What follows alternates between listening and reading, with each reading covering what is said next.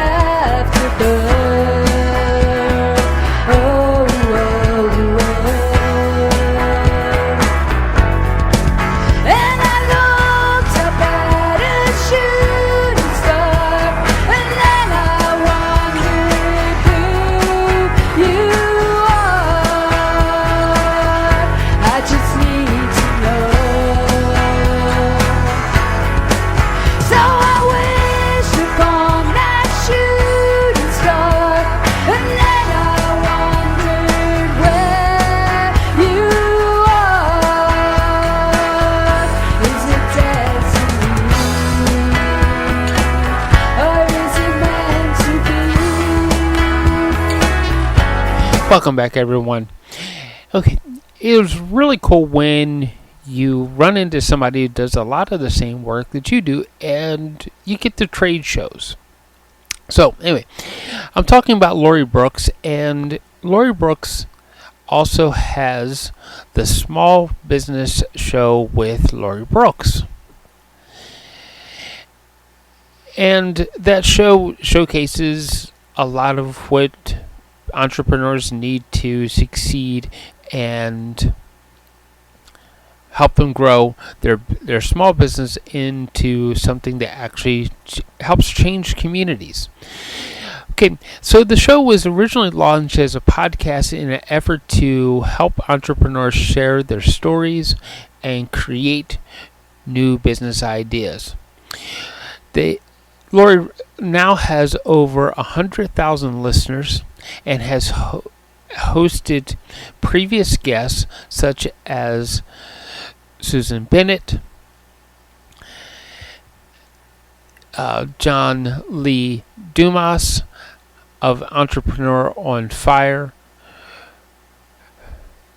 Bernard Schooner, the creator of the RFID chip, Pat Flynn with small passive income, and many more have been added to her list of guests and show the impact that her show has had. So we're going to have her a guest on our show, and hopefully she'll have me as a guest on hers. So let's see how this goes.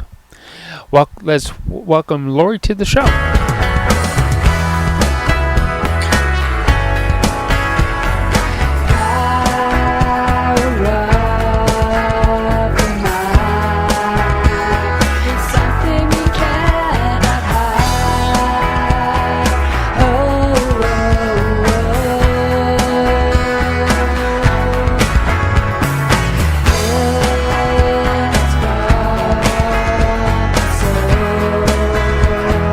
Lori, it is exciting to finally meet you. We've had a few phone calls and everything, but it's like to actually get to meet you is like this is like really cool. So, I know that especially doing a TV show, it takes a lot of work, a lot of planning, and everything, and so much stuff has to go behind the scenes, and probably even tons of fundraising, whatever it takes to get it out there, right? So why don't we start with how did you get started doing this show? How did you get started on this? Certainly. So the show originated as a podcast many, many years ago, back in 2013, 2014. I launched a podcast and, recorded a couple of episodes with different guests. And I was far too nerve-wracked to release any of those episodes.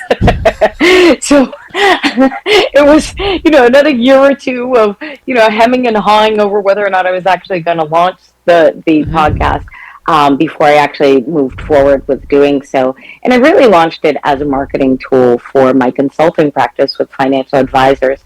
So again, even though the show was launched, I wasn't truly marketing the show. I wasn't really, promoting it to anyone. I wasn't realistically sharing it beyond the tiny little community that I started off with, amongst other financial advisors that I knew, just as a podcast that was kind of sharing the journey of entrepreneurs in general. Once I had the show up and running and it was a regular feature, I was then asked by someone if I was interested in turning the podcast into a television show. And I was taken aback and quite surprised by the opportunity. And upon further review, realized that it was actually an opportunity that I could launch and proceed with in a solo manner versus going through the network that was looking for a contract of which I wasn't necessarily too excited about. I didn't realize that the opportunity to launch a television channel was something that I could self-produce. And once I realized that it was something that it took some real planning and studying to figure out. But then I moved forward with launching the Roku channel, and it was about 6 months later that I then launched the Amazon channel. So, wow. So you're on Roku and you're on Amazon. So we are. That's correct. Potentially, somebody could look for the small business show with Lori Brooks on their Prime. That's correct. Yeah. That's correct. They can just tell their remote to turn Lori Brooks on, and I will appear magically. I like that, magically. You know what I love about the internet now is that all these electrons gather together and poof, there you are. I know it, right? So zeros and ones are pretty impressive. Yeah, exactly. Oops, we better not sound too much like techie geeks because somebody might get the wrong idea. I know, right? Reel it in, Lori. Reel it in. I'm not that techie. I try to hide it sometimes. Oh goodness! I know for myself that I do a lot of my editing. Did you have to hire editors and like crew to help you out with this? So I've actually gone through a couple of different editors, to be honest. When I first started, I was really fearful of hiring an editor. One of the ways that I move through business is to personal knowledge prior to payment. So before I actually hire on a contractor, consultant, or a team member, I make sure to kind of take the time to actually learn the skill myself. This way I know what it is I'm actually paying for in the end. Be it web development, video editing, marketing, whatever it be, I try to gain that knowledge myself in some way, shape, or form, even if it's the minute end of it, just to have a 30,000-foot view of the skills and the processes that will be used in order to produce whatever it is I'm looking for. So I started off creating and editing a show on my own. I did hire on a couple of different editors that I felt did a decent job, but I personally was inconsistent with my production in general of the show. So it made it really difficult to work with contractors if I myself was not being consistent with what I was doing. So I've definitely swapped back to personal production a couple of times. And now as I'm growing the team, we have hired on, a production assistant who does help in the back end here and there with different pieces of the show. But the majority of the shows have been personally produced. And I, unlike yourself, am not at all versed in the audio editing. So I'm going to apologize now for all the horrific episodes I've ever produced, like the worst audio possible, because it was self-production for a long time, and the audio piece is one thing that for some reason for me I just can't seem to tweak it ever. Michael, you have far more skills than I do there, buddy. I'll let you know that. I could tell you the secret to that, and depending on how back in the old school of R&B and hip hop music you actually go, Yeah. I could throw a couple names out there and say that they helped teach me by slapping my hands, but we're not going to go that way, because the audio thing. I started my first job actually doing audio was in like 1990. Wow, that's awesome. So you can think of who some of the hip hop artists were then.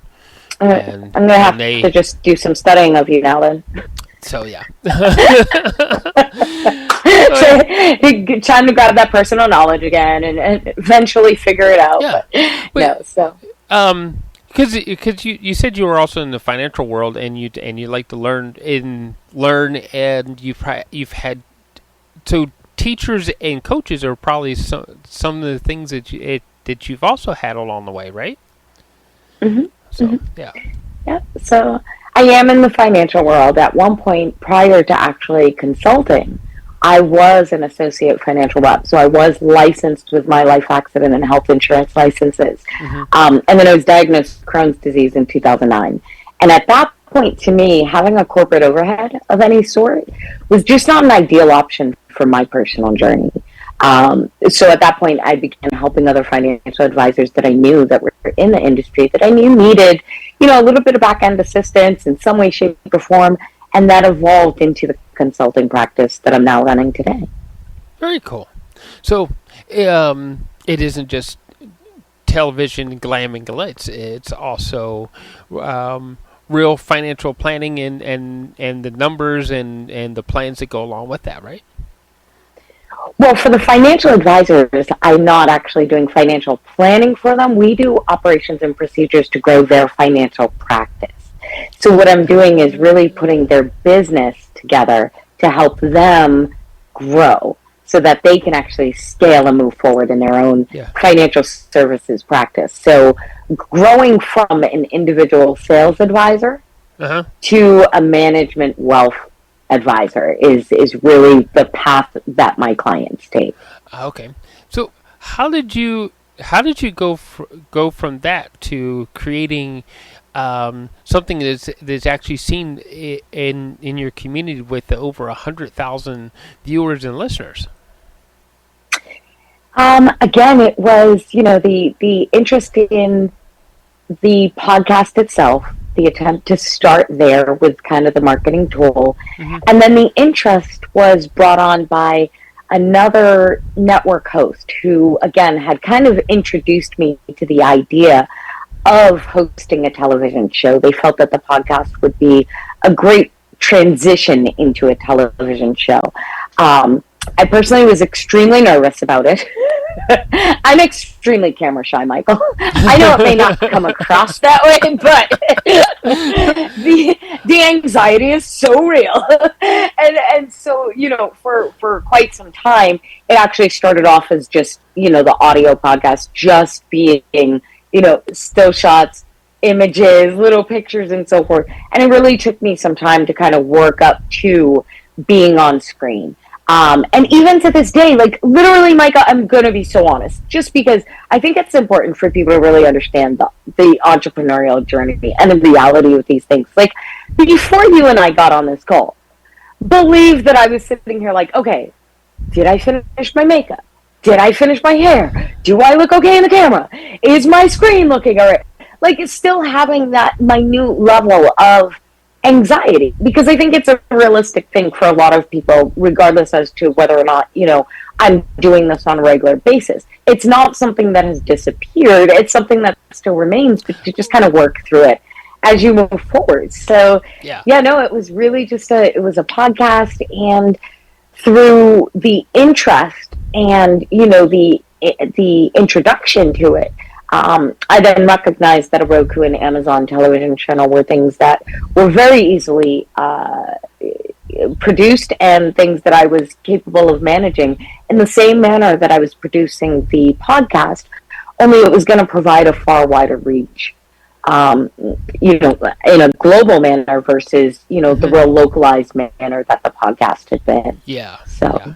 Yeah. So, I'll fill you in a couple hints that the person on the other side of this camera is an introvert, and it's like, oh my God, you got to keep make sure everything's just straight the right way, so that when I get to the editor, I can quickly get it done. So, okay, 100,000 plus and still growing audience. How'd you do it? Yeah. Becoming consistent really was the key. For many, many years, it was stop and go. It was, okay, produce a couple of episodes, but then not taking the time to research the new guests, to have those lined up, to continue producing episodes. So it was, it was getting pieces of the process in place. And as each piece kind of got molded and got, solidified, it was easier to move on to the next piece. And the final piece was kind of putting all of those pieces together to remain consistent. And once it became a consistent production of the show, that's when the audience really began to grow. That's when I could really see that the algorithms were picking it up, and that there was a true audience behind the show itself. Yeah.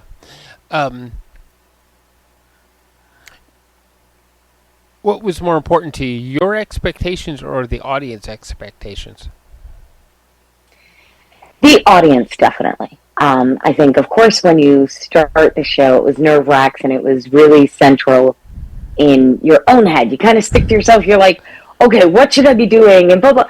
But once you stop and kind of reframe and look at what it is people are looking for the information on, you really start to listen to the audience themselves. Once the audience is there to listen to, then you can actually serve in a manner and understand what it is they're looking for, and then kind of gear it towards what they're looking for, which I think really helped to grow the show. In the beginning, it was more, what do I want to create an episode about? What am I looking to create an episode about? Versus what's going to serve the audience best, and which angle will this episode take to help the audience the most? Yeah. So I think that really was the catalyst for the change. So. Yeah. That leads me to some other things, because you hit the nail on the head. The audience is like, I asked the question knowing that you were going to respond back with, "Oh, the audience is what's more important." Right? So, research into the audience and research into how long did it take you to get that part done, so that you knew you were going to attract what you were doing what you were doing consistently would attract that audience? That's a really good question. That is a really, really good question. In the beginning, I had absolutely no idea how I was going to pull it off. And I didn't actually have a plan for it either. Again, it was lack of knowledge as to who I was even going to have on the show. So again, this idea struck, decided to start it as a side project, and then it grew. But the way that I really solidified who the guests became was, in the beginning, it was hours and hours of research, which is partially why it was difficult to remain consistent, because amongst, my clients themselves, I have a daughter, I'm married, aside from life itself, really trying to take that extra time to do the research into the guests to make sure that the guests were going to be serving the audience. It almost didn't exist in the beginning, and it was really difficult to find people and to find, the right people to have as guests on the show. Over time, what I ended up doing was partnering with several public relations representatives. So these PR reps already have clients who have reputable practices, who are looking for that extra bit of marketing, who are looking to share their journey, and who are looking to provide that value to an audience. And those PR reps that have now partnered with can now bring their clients to the show to provide that aspect to them. So that's how I've now solidified the steady stream of guests that appear. Yeah, yeah. So leveraging is a good thing, right? There you go. I had to delegate that research out. I had to get rid of it and get it off my plate. And I'm sure anybody from my audience, if they happen to be checking out this episode, they'll be very familiar with the 4D strategy, which I use for my clients, is to delete, delegate, dominate, and delay. So we're either removing it from our plates, handing it off to tools, tech, or a team member, or streamlining it in any way, shape possible, whether that means, batching or templating, or scheduling it out so that we have a designated time and date that we're managing things. And with the 4D strategy, it was, one of those pieces that really helped for me to look at the show and say, okay, what pieces of the show do I really need to hang on to? And what pieces of the process can I really delegate out? And how can I go about delegating those pieces out without taking on yet another enormous factor in my own practice? So definitely partnering with your resources and knowing, what those resources are and who they are is very important on this journey. And so by partnering with several different PR firms, I now have, a steady stream of guests for the show without my having to invest as much research as I once was. So, right. That leads to the next question of message, because you covered a lot of those little itty bitty questions in that. What are you trying to teach people? What do you want them to learn? It's the journey. The theme of the show is to hear the journey, find the challenges, and create solutions. So really, my hope is that the show is bringing the entrepreneurial journey to the average person to make them recognize we're all average people. Mm-hmm. Entrepreneurs are not amazing. We're not wizards. We don't have magic wands, although I'd love one. We don't have them. We are average people. We go to the grocery store, or, well, I used to. Now I order everything off of Amazon, for Christ's sake, thanks to the pandemic. But regardless, we're people. We do the same things that other people do, and I think sometimes it's funny, like, people seem to think that entrepreneurs have, like, some secret trick that they've used, and it's really not. It's a decision-making process. It's a decision to make the decisions in your life, to take ownership and control over your life for one reason or another. Unfortunately, a lot of the entrepreneurial journeys that I've heard of have been birthed out of some sort of trauma. I myself, as I mentioned, was, my journey was birthed out of the fact that I was diagnosed with Crohn's disease. And at the time, I was put on an unpaid medical leave with a young child. And as you can imagine, that's not something you can sit back and wait for someone to decide that you're capable of creating an income again. You kind of have to take charge of life. And that's really what the journey of entrepreneurship is really all about. It's about taking control of your journey and directing it in the manner that you want for it to go. And my hope is that the show is really showing the reality of that. What the journey likes, whether it be the hiccups or the sunshine, the highlights, and what it is that can help them throughout the journey. And then the close of the show, I'm really hoping, is allowing for other entrepreneurs to see what kind of challenges might truly exist in other spaces, industries that they're not thinking of, that they might have an idea to resolve, whether it be a SaaS model or something to that effect, a business idea that they can then take on as their own entrepreneurial journey and kind of inspire the next phase for somebody else. And, we never know where those ideas come from. We never know when they're going to be sparked and for who or over what. And if the show can hopefully provide that opportunity for somebody to hear something that piques their ear to the next great business idea, that's what the show is there for. Well, I clicked over and it's not what I wanted to see. Oops. Yeah, it is actually. I think it is here. In the because I used part of your notes Mhm. in to introduce you to the show, and there was a creator in here, Bernard Schooner, PhD, and he Yes. created. And you had him on your show as Yes. this creative talent.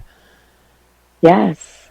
Bernard was such a great guest. That was an outstanding opportunity to chat with him. He actually started off right here in Massachusetts when he, was putting that together, and it was funny. I happened to run into a magazine article that had Bernard Schooner for a completely alternate reason, mind you. And you'll so appreciate this, Michael. And this is precisely what I mean about like the entrepreneurial journey and being introduced to the most random ideas and the most random moments. So I studied violin for 11 years with New England Conservatory. Bernard Schooner was in a magazine posing with an electrical violin. It's the first one I had ever laid eyes on. I didn't even know they existed. I was so blown away by the picture. I had to figure out who he was, get in touch with him, and do the research. Little did I know, this is the creator of the RFID chip, which we all use globally at this point in time. And Yeah. so it was just he happened to be here in the city of Boston doing a presentation. I took a couple of minutes to pop over to the presentation, introduce myself, and just asked him if he wanted to be a part of the show. And he literally was like my third or fourth person to ever interview. I can't even tell you how nervous I was during that show.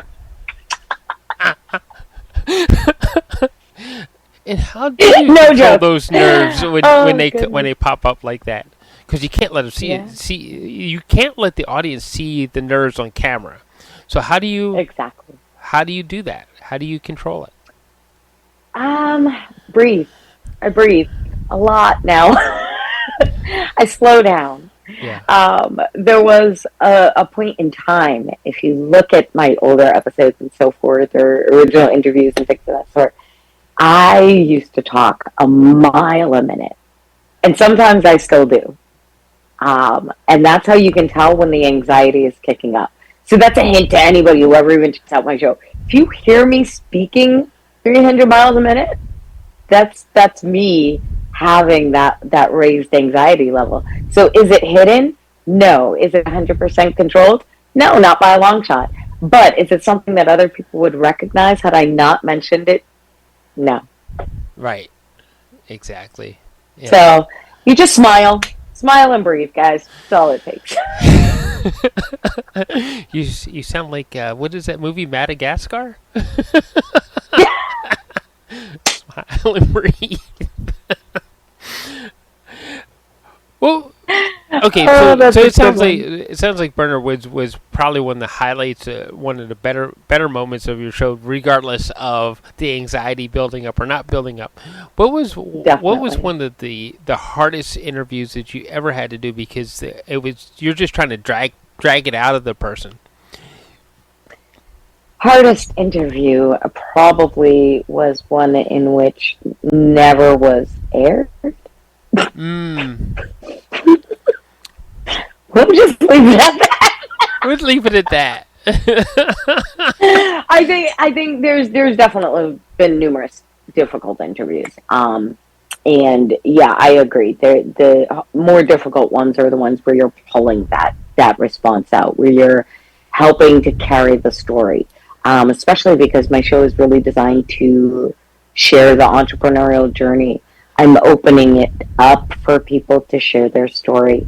So when I'm asking questions of my guests, I'm generally looking for them to share that story.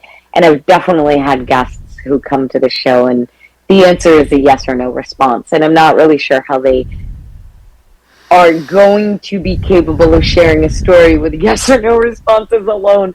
So those do turn into the pulling of the information.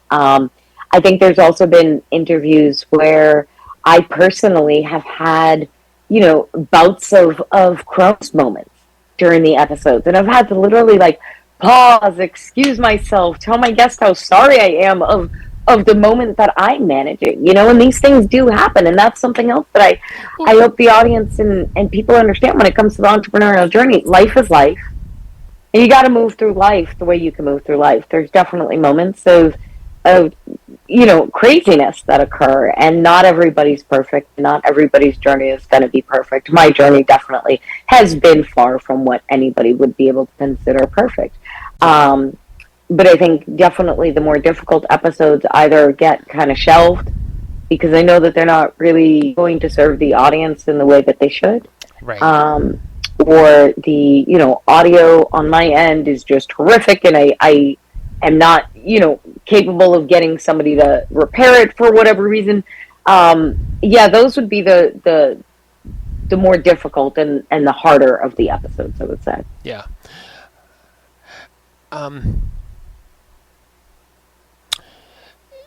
You said about Crohn's, right? And one of the shows that we have on our end is about human rights, and we use it to try to advocate for people, especially people that have a disability. Now, some would say that Crohn's is a disability, and you described it slightly as that, although you kind of glossed over it. You haven't really dug a hole in the whole Crohn's thing. So how do you deal with it if you have a flare up? How do you continue on with the show? Truly, if there's a flare in the midst of an episode, that's very different. I may very much so pause and tell my guests that we'll come back to recording at a later date and time. Right. But the way that I maintain the consistency now is by planning, preparing, and keeping it produced far in advance. So recording the episodes and having them produced long before they're actually going to be aired on TV. So they may be scheduled out 3, 4, 5 months in advance. So even if I am having a hiccup, I have more than enough time to come back and get the next episode out and done. That's, my hat's off to you on that one, because I know how you just start to get that backlog built up, and it's like, the backlog in this particular case is not necessarily a bad thing. It's just right. Like the other day for us, we had somebody in New York City who was doing a book launch, and we realized that he had got caught up in the backlog, and that we were actually we were recording the show like days before his book launch, and it was important to get the show out the day before the book launched. Right. It's like, okay, so all right, we gotta figure this out, guys. How do we do this? Yeah. So the backlog is a good thing in one respect, but it can be like, how do you decide who to push to the front of the line if you have to, or who to this one can wait? Well, I produce on a bi-monthly basis. So as I record, people are scheduled. So people, once I do the recording, they generally receive their air date within 48 hours of the recording being recorded. So that this way they know where their episode will fall, and then they can let me know if there's a specific date that they'd like to align it with. And because I produce on a bi-weekly basis, it's somewhat easy for me to just push an episode to an alternate date.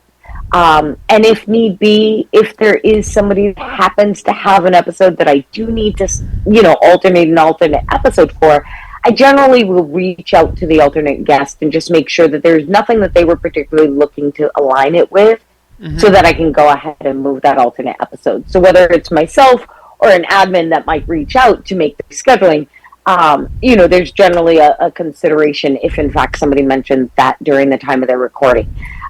If we've recorded the episode and produced the episode, it's pretty much scheduled and done. And, at that point, it's really aligned with my production schedule versus where they'd like to see the episode go. So it's really dependent on whether or not we're given the information pre-production. Right. Right. So. Yeah. No, that makes sense.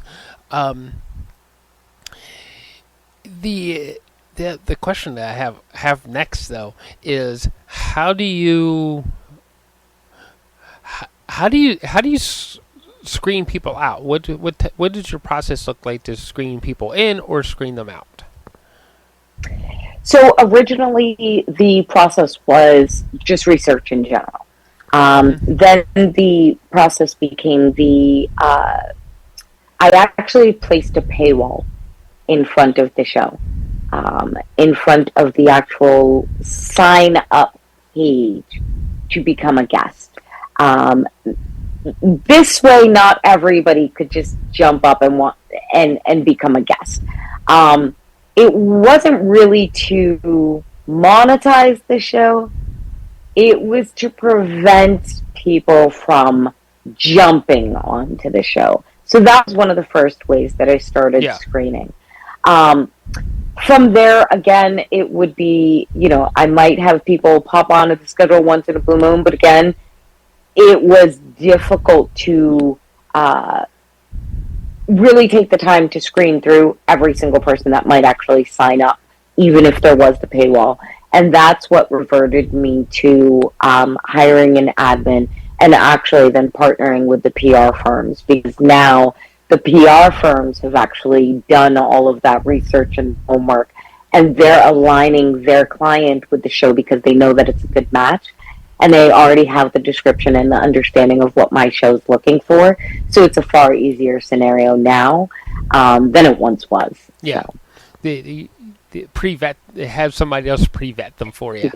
Yeah, definitely, definitely. 100%. Delegate that job out, though, guys. Delegate that one out. You don't need to hold on to that one at all. No. You might need to host the show, but you don't need to sit around and do the research on the guests. Promise you. Yeah. So, prevention of nightmares is better than trying to put out the fire of the nightmare, right? 100%. Yes. Yeah. Exactly.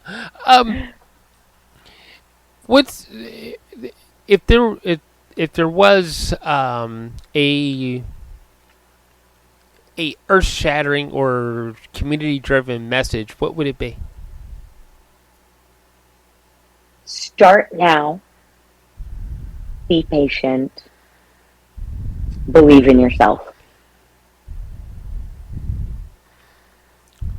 I think those are the most important things that I've heard throughout my own journey, and the most important pieces that I recurrently am telling others on a regular basis. Yeah. Start now. Don't wait. Because eventually most people get that itch at some point. Don't wait. Be persistent. Be patient. Know that these journeys take a lot of time. The patience is the most important piece. And know that, you think you can or you think you can't. Either way, you're right. Just know that you can and continue. Right. Yeah. Yeah, that is very true. The results are between our two ears. Exactly. As an entrepreneur, we have this ability and also the responsibility to make certain changes and to help our community grow. In at times, maybe even mold that big view of our world and our universe. What are you trying to mold our world to look like, especially considering you have children? What are you trying to what are you trying to make our world look like? I would love to see independence be something that everyone can enjoy. I feel very strongly that we are all very much so capable of managing and creating our own abundance in life in one way, shape, or form. Not everyone's is going to be the same, but I think there's opportunity in this day and age unlike there has ever been, obviously thanks to the advancements of technology. And if you are patient and just get started, you can kind of take control over your own future and your own journey. And I really want to see more people capable of doing so and capable of enjoying the lifestyle that comes along with the entrepreneurial journey overall. Yeah. So I'm blessed to admit that thus far I feel like I'm doing a decent job, and my daughter is well on her way to being an artist. She is graduating college this year with her doctorate in photography, art history, and painting. So I'm super excited about that. And she's already doing commission works and things of that sort. So I clearly have inspired and started something. Now I just need to make it that much bigger. So we'll see. There you go. All right. So, best ways to find your show? At LoriBrooks.net. You can find us on Amazon or Roku if you just tell your remote to turn on the Small Business with Lori Brooks show, or pop over to YouTube. We're on all platforms. We're also on all of the podcast platforms as well. So pretty much anywhere, just look for LoriBrooks.net. Yeah. All right. And if we wanted to work with you, how would we do that? Again, just popping over to LoriBrooks.net, or you can go to links.LoriBrooks.net, and my calendar is on either page. You can always just pop on. Free Consulting Fridays are every Fridays on Geneva in my small business community over there, and I usually try to do 3 to 4 p.m. where I give free advice and feedback and help on whatever those marketing pieces and so forth might be. So definitely don't hesitate to join the community. Pop on over on Fridays. I'd love to see you guys there. And yeah, other than that, LoriBrooks.net. Yeah. All right. So thank you, Lori, and thank you everybody for listening or watching today. If you're on Rumble, please find that subscribe button wherever it may be. And hey, because Lori has a show, make sure you go to Lori's show, check it out, and click her subscribe button because hey, she needs listeners too, just the same. Oh, Michael, you've been outstanding. I thank you so much for having me today. I really enjoyed chatting. It's been a lot of fun. All right. Thank you, everybody. See you later.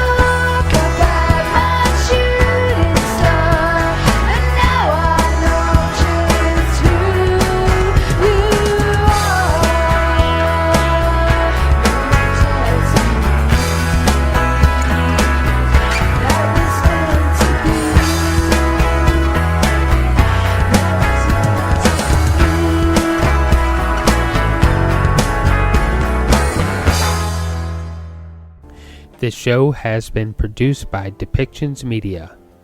Please contact us at depictions.media for more information.